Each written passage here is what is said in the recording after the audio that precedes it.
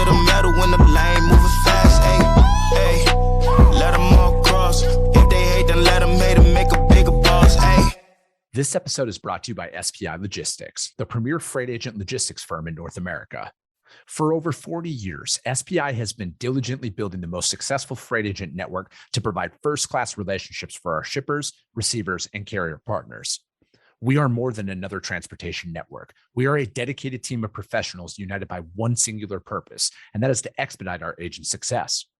All of our agents are set up for success on day one, as they are provided with a full suite of support staff that is ready to assist them with everything from after-hours emergencies to financial and administrative needs on a no-fee basis. This way, you can focus on continuing to grow your business. There is no financial risk to start, and you have the ability to earn up to 75% in commissions. If you are looking to take control of your financial future and build your business with the backing of one of the most successful logistics firms in North America, visit www.spi3pl.com to learn more. Do me a favor and let them know that the Freight Coach sent you. What is up, ladies and gentlemen? We are back. We are live. It is the Freight Coach Podcast, the top podcast in transportation, coming to you guys every single weekday, 8:30 a.m. Pacific, 10:30 Central, to break down some industry headlines. But most importantly, you guys, provide some actual insight into what you can do with all of this information. This is your first time tuning in. Welcome. This is the real side of freight, ladies and gentlemen. And I do say that before every single show. And what I mean by that is I only speak with transportation professionals, because at the end of the day, I want to talk to the right individuals who have done what you're looking to do or who are currently doing what you're trying to achieve. So you can take that information, apply it, utilize it, and see a meaningful difference in your business and your life. Happy Tuesday, everybody. We're rolling solo again today. Like I always say, you guys, all my guests have day jobs and things pop up last minute. So we got to go with the flow on a lot of things. And that's what we're doing today. So we're going to dive in. We are going to do a lane analysis on that. And then I'm going to do kind of like a mid-year review. You could call it. I like doing these a couple of times throughout the year. It's not obviously the focal point of my content, but just kind of like some life lessons and business lessons I've learned out there. Again, I have never ran, or founded a company that does $100 million a year yet. So I only really talk about the stuff that I've already accomplished. And I always think it's a good stepping stone, but again, it's a good framework to follow in multiple facets of your life. One quick reminder, tomorrow Freight Coach newsletter drops. Again, it's once a week, you guys. It's only about the industry. We talk rates in there, fuel prices, cyber tips, stuff like that to help you in your business. But I don't auto sign my contacts up to it. So if you want to get in on it, I need you to go to my website, thefreightcoach.com. It'll auto prompt you to register for it, you guys, and go from there. I don't like selling out my contact list. And furthermore, I really don't like it when I see more and more newsletters just pop up in my inbox and I didn't want to get them. So if you want in on it, I need you to go to my website and check that out. But before we jump into the show, we are going to do This Week in Freight, powered by my friends over at DAT. Again, you guys, this is 100% viewer submitted on this. So if you want your lane broken down on the show, I need you to email my team, podcast@thefreightcoach.com. I need shipping city, delivery city, trailer type. That's all I need. And we're going to come on here and break it down. And we are kind of staying in the Midwest today. Today's reefer, and it is Minneapolis, Minnesota to Indianapolis, Indiana, a nice little regional overnight run that comes along with it. And then again, you guys, the first thing I always do anytime I'm assessing the lane, I look at the miles, right? Because days of the week matter on when this is going to ship. And that falls in this is a great next day. So Monday through Thursday, great shipping on this one. Friday to Monday, you're probably going to see an elevated rate on that. And then furthermore, another thing that to keep in mind with refrigerated loads, you guys, depending on what type of refrigerated requirement comes along with it, that does affect the pricing on it, right? So if it's, -10, it's going to be exponentially more expensive than something that's temped at like 50 degrees for a weather protectant, stuff like that. So keep that in mind as you're pricing this stuff out. That's a lesson that I learned early on. And I think it does make a very big difference out there overall when you're looking at pricing some of these loads out there, especially if you're moving, -10 frozen out there. You just want to be aware of that as you're going in, because you're going to hear higher rates from your carriers more times than not. But again, this is another stable lane. Okay. We broke one down yesterday. It was, I think it was Omaha to Ohio. Same thing. It showed signs of stability. This is also showing signs of stability. If we're looking back from April through June, it was pretty much the exact same rate for that 90-day period. Now, granted, there was a spike here recently because of the 4th of July. Not a massive spike, though, right? And as more and more data comes in on this, that's very telling about these lanes. Again, we inside of my book of business last week, it was actually easier to cover freight last week with a lot of our carriers than it has been in any other week kind of leading up to it, right? Which is kind of against the grain on how a normal holiday week tends to run. Usually you see exponentially higher prices. Now, again, my caveat is I don't move every lane in America, so you could have experienced that. But me personally, I saw a lot more ease last week than I was anticipating with a lot of the rates that we had saw leading up into that holiday week. So again, I think we're at a stabilization point. Now, things could increase. I'm not going to say that it's not going to happen, but we're at a point now where it's like, I want you guys to pay attention to that 1 year mark because it's very important. Obviously, we see that massive spike that happened in there. But if you look at June and July of last year, very stable, a slight increase in August and September. And then if you've ever lived in the Midwest at all, you know what happens late August, September, and October, harvest season. So that's naturally going to have a rate increase going up to it. So it's like, again, if I'm looking at this, I think for the rest of this month and into probably mid-August, it's going to be probably pretty stable on this. And then you're going to start to see that normal seasonality of a slight increase going into September and October, leading up into harvest season. And that will obviously affect the reefer market. It's going to affect the dry van market as well. You see that down in produce season in Florida anytime because all of that van and reefer style freight cannot only go van and the capacity pool drops and then rates tend to go up during that time frame. But if we're looking at this, again, you guys, I want you to pay attention to seasonalities. All right. No matter what, every lane damn near performs the same year in and year out. Granted, we saw a spike. Why did that spike happen? War. Okay. That caused fuel to go up. Capacity tightened. There was some legislative things that have came down. So that was a reason why it spiked. But guess what? It's stabilized, right? So like you need to be looking at this stuff and bringing that to your customers. So many people fear sell, you guys. And I'm not saying that it's not hard to cover lanes at times, but if you're not constantly posting and praying and racing to the bottom, and you're actually building a capacity base, which we talk about in depth on this show, the stability is there, you guys. You just got to work for it. It might not look sexy on your balance sheet because, you're going to have a pretty consistent profit margin on there. You're not going to get any of those big rippers every once in a while. But again, I want to be the voice. I want to be that sense of calm in a sea of chaos because a lot of people are trying to push that still. And again, not every single lane is going to be stable every single time. But more often than not, you guys, the beauty of data doesn't lie. And the more and more lanes that I've been breaking down here over these past couple of weeks are showing a lot of signs of stabilization out there. So you should be selling that to your customers. If this was the lane that I was personally moving, which we move a very similar lane to this with this very similar trailer type, I would be legitimately keeping my rates locked in. I would be keeping my rates locked in.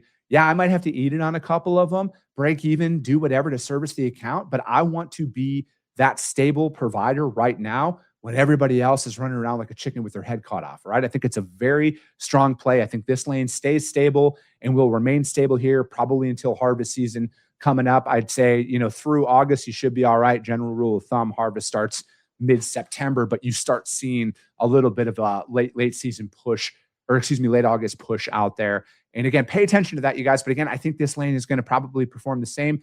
Yes, it might go up. There's a lot of factors that could happen out there. But at the end of the day, we're paid to find that solution. That is This Week in Freight, though, powered by my friends over at DAT for a reefer today. Again, you guys, we break it down 3 days a week, dry, reefer, flatbed. 100% viewer submitted those. So if you want your lane broken down on the show, again, email my team, podcast@thefreightcoach.com. And I just literally go over how I personally price freight. And, rest assured, you guys, I actually move freight too. So none of what I talk about on this show is theory. This is actual things that I apply inside of my business. And I think again, I don't know everything, you guys, but I've been doing this for a very long time. Nothing that I'm seeing out there right now is like a unique market at all. Nothing that I have seen is unique about right now and that this has never happened. This has happened multiple times. It's going to continue to happen out there in the future, the more and more that you move freight. And, again, you guys, this is why people hire us. They hire us for one thing and one thing only: solve their problem. Most organizations out there take the opposite approach. They go out there, they sell on fear, they sell on instability. And I want to be that voice of reason out there. I want to be the most consistent provider that my customers have. And again, one thing I always say: good, bad, or indifferent, my customers are always going to know what's going on, because one thing I have identified as the most fail-proof way of operating: solid communication, top-tier communication, never missing an update, keeping everybody informed, keeping everybody on the same page. With that methodology, I've never been posed with a problem that there wasn't a solution to, because we just communicate. Maybe too much, right? But I've never had a customer tell me, hey, please stop updating us on these loads. We really don't want to know what's going on with them. Never had that happen. But let's shift a little bit here today. Like I said, we're doing a little bit of like a mid-year thing. I know it's it's the 4th of July out there, and there's always that end of quarter two, halfway point, yada, yada, yada. But I think it's very important to stop looking at everything on like where the year is at per se. Like, oh, it's July, it's the halfway point. I look at it from this perspective, right? Like, you got to start somewhere.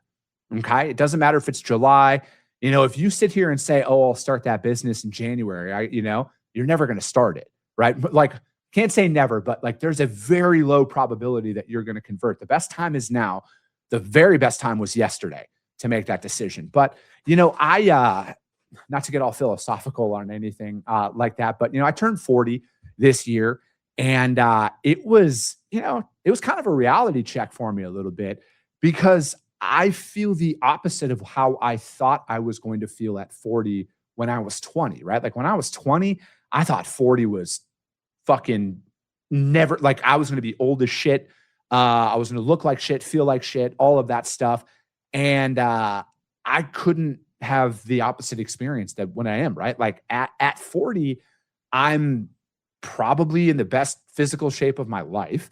I know that I'm actually going after what I truly want in life and building my companies up and doing what I do every single day. And I know that it took a lot of life to kind of get to that point. But, I think like if you look at statistically, like, the average person only makes it to like 78 or whatever it is. I want to live to 100. I think that'd be cool, because only a couple of people do. But I look at it where it's like, if I would have continued to go down that path of inaction, right? Like, oh, I'll wait till Monday, the wait till Monday syndrome. Like, again, I've talked about getting sober on this show a few times. It's not a pillar of the content that I put out there, but I drank a lot. I never exercised. I looked like shit. I felt like shit for the overwhelming majority of my life. And I finally got to that breaking point, right? Where it was like, I got to stop. And I personally find value in what others would perceive as like extreme behaviors, right? Like, I don't believe in a gradual, like, I can just have one style mentality. Like, I'm all or nothing with stuff, right? So it's a lot easier for me personally to not do something than it is to like kind of dabble in it. And, that is just something that I've personally applied in my life. And again, that might not be for you at all, but it's like, it's the same thing about like just jumping in feet first and kind of figuring it out. It's a strength of mine, but it's also a weakness of mine as well, right? Because I have a PhD in learning shit the hard way out there, but it's, for me personally, it's the only way that I ever really know stuff. But, it's like, if I could go back and tell anybody who's in their 20s or in their early 30s, take care of your health. Like, I would say that is the greatest asset that you can like legitimately possess out there. One of my really, really good friends, he's going to be 50 here soon. Like, the dude shredded, but same thing. He started taking control of his health. And, at least for me, from my perspective, I wish I wouldn't have waited, but I'm glad I started when I did, right? Like, I'm glad I started at 34 to start taking my health a lot more serious, because like, it's all connected. If you're going to go out there and say you're going to start a business or go out and become an agent or whatever that looks like, it's going to be a mental grind. It's not a physical thing, right? Like I work in an air conditioned office. I'm not going to sit here and say that like it's physically taxing to do my job. I'd be lying, right? Like I grew up doing blue collar work for the overwhelming majority of my life. I'll take this any day of the week and twice on Sunday. But your ability to physically perform and show up, like there's so many different connections between that and like your mental health as well. And again, it is pushing those limits of finding like what you're truly capable of, because it's again, if you're going to go out there and you're going to say, you know what, I'm going to go chase my dream of building a business, or I'm going to go chase my dream of losing weight or getting sober or any of those things, like you got to really strip it all down and look at it from the perspective of like, what's the one thing that I'm going to need in every single situation? It's going to boil down to your health. You need your health, right? Like I don't have sick days. Like if I'm not feeling well, I'm still showing up because like I got to eat, right? Like my family's got to eat. And it's one of those things that physically taking care of yourself and all aspects of it, and again, that's even like brushing your teeth, flossing, dental and everything. It's all connected. If I could go back and tell anybody who's listening that's 20, 30s, mid 30s, whatever it is, start taking care of your health like right away. Like whatever that looks like. Again, start with something. Start walking if you're not walking, whatever that looks like. It's the same thing with making cold calls, or if you're going to go out there and build a book of business, like start with something and build up off of there. I think like we are just bombarded with everybody's perfect. You got to go and make a bazillion cold calls a day and do all of this shit. Eventually you can build up to that, but you got to start with something. And then you build up and compound off of that. That's the secret sauce in life, you guys.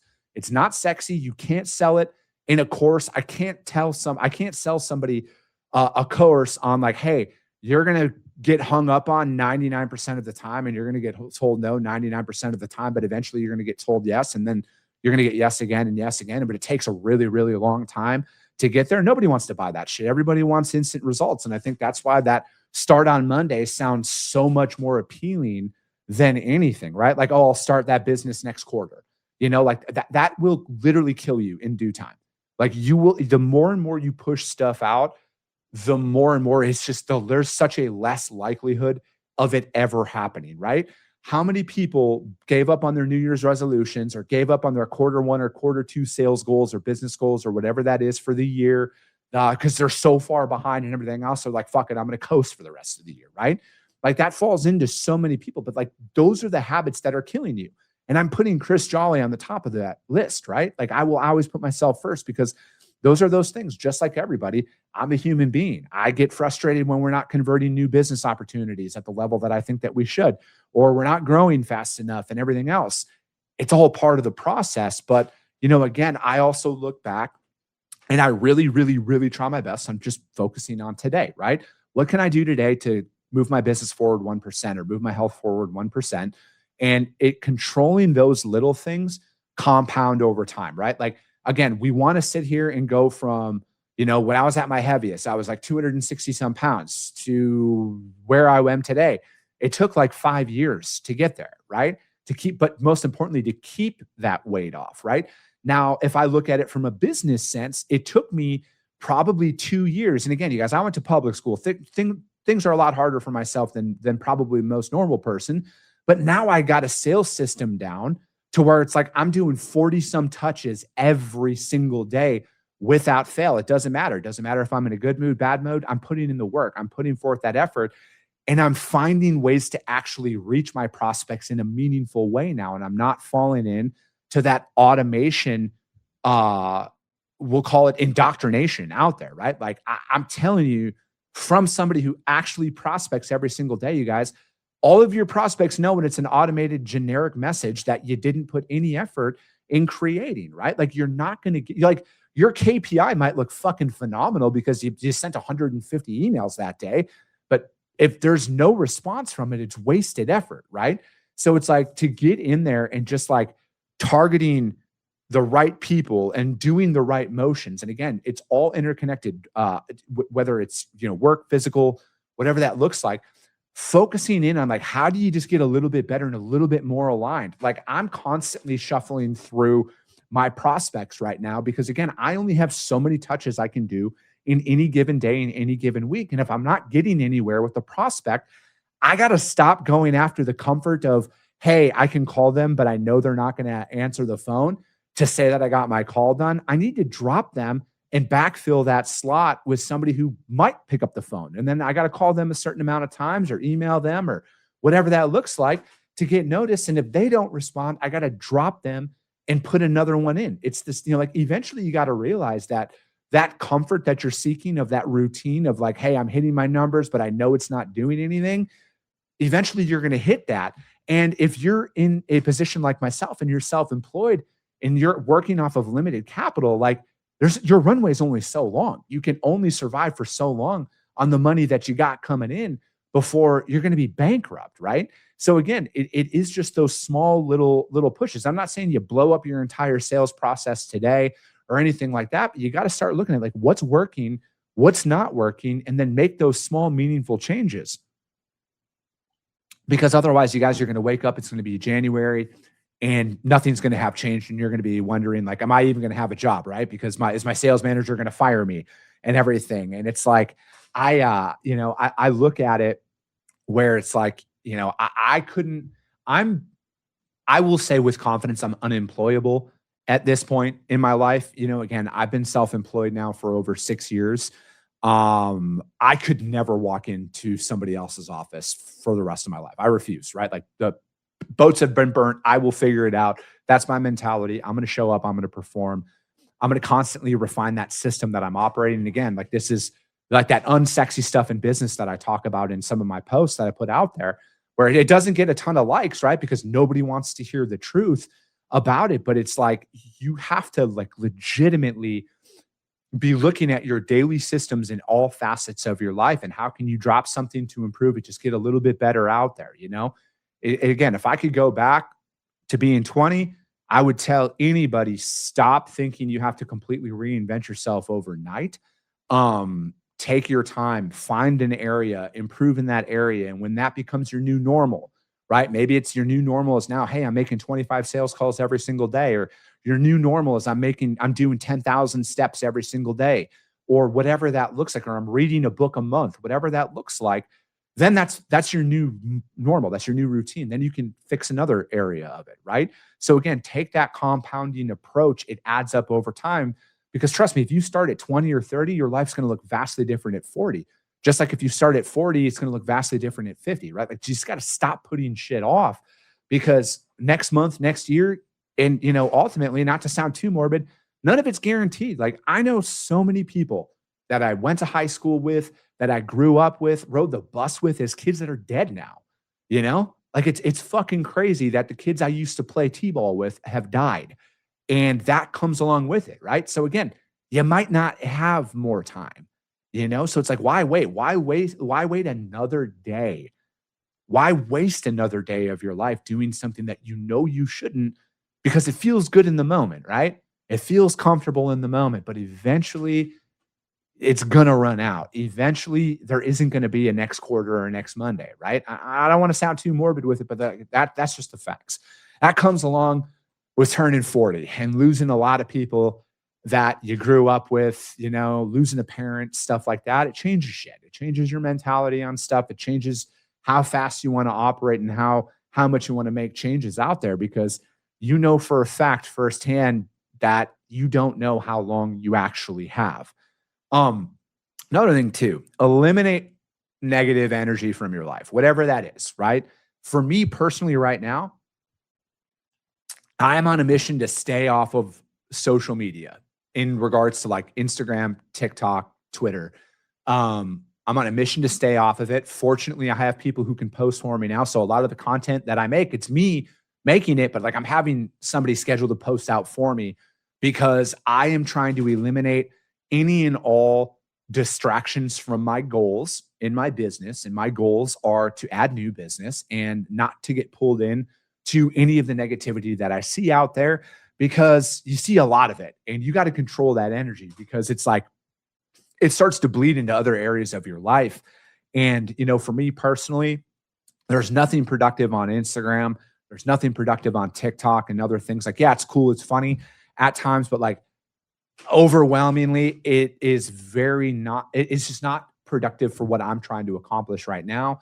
And I want to be present, right? Like, I don't want to be scrolling on my phone when I'm at home. I want to be with my kids. I want to be with my wife. And that's that. So it's like I'm eliminating all of that and I'm protecting my energy and I'm doing those things that move that needle forward to me. It's amazing how much time you actually have in the day compared to what you think when you start eliminating those distractions out there. Start eliminating people from your life that are not productive to you, right? I guarantee anybody who's listening to this, whether you're watching it live or listening to it on the audio replay later, when I'm saying this, you can think of probably 4 to 5 people in your life you probably shouldn't be hanging out with at all, but you do because you've known them forever, but they're not productive to your life, right? Like, get rid of them. It's like, seriously, you got to surround, like, the people you surround yourself with is so, so important. Another thing, and I didn't learn this, this isn't unique. This isn't a Chris Jolly idea. There's a lot of people who talk about it. The 24-hour rule.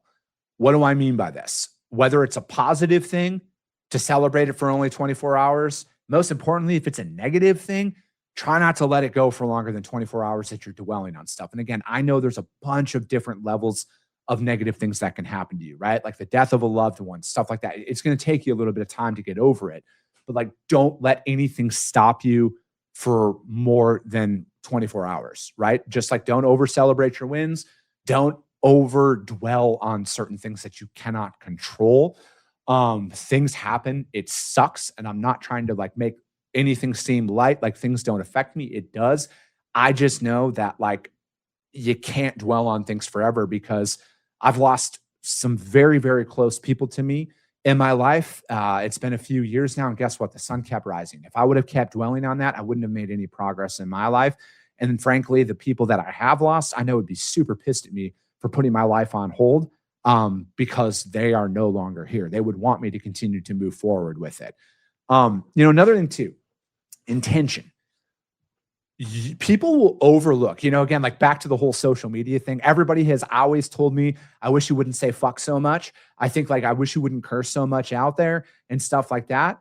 But, your intent is the only thing that people pay attention to. People will overlook how you say things if your intent is pure, right? And that is just kind of the way that I talk. It's the way that I've always been. Trust me, my grandmothers and mother have always told me to clean up my language and stuff like that. But again, like my intent when it boils down, I just want to help people. Yeah, my message might not be the most politically correct out there all the times, but guess what? I'm not a politically correct individual. But if you strip it all away, my intent is I just want to help people. I want to help people better their lives in a way that they don't have to go through a lot of the struggles that I went through. Again, I'm not perfect. I don't know the answers to everything. I just know what works for me. I know what my life, looked like just a couple of years ago. And it's vastly different than the life that I'm looking right now. And it is all boiling down to just small incremental changes compounded over time. Again, my intent has always been the same. Even when I was at my worst, I never wanted to hurt anybody. I just wanted to help people. But again, if I can't help myself, how am I going to help anybody else? And that's the thing that really, really drives me the most out there. But again, as we're kind of wrapping all of this up, to me, you got to stop looking at life as like a 12-month linear calendar. Start right now, whatever that looks like. Maybe you want to stop chewing or stop drinking or whatever that looks. I don't know what it is your goals are. You got to start right now. Don't wait till tomorrow. Don't wait till next week, next month, because the more you push it off, the less and less likely it is to happen. You don't need to hit rock bottom, right? Like a lot of people are like, oh, you got to hit rock bottom before you change. I don't think you need to hit rock bottom. I think we allow ourselves to get to rock bottom because we don't know any better, right? Like we don't see the value in those small incremental bumps or changes in trajectory and improvement and stuff like that. So it's like, just don't wait, right? Like imagine, I think Alex Hormozy, and he might not even have came up with this, but like people underestimate what they can do or overestimate what they can do in a year and underestimate what they can do in 10 years and stuff like that. And I might be off on the saying, but it's true, you guys. We underestimate what we're truly capable of because, again, comfort is so much more fun than going out there and pushing yourself to like levels that you know you're capable of and you know you deserve. All right. And that's the thing. You all deserve to achieve all the goals that you want, whether it's in your career, physical, relationship, all of that stuff. You guys deserve it.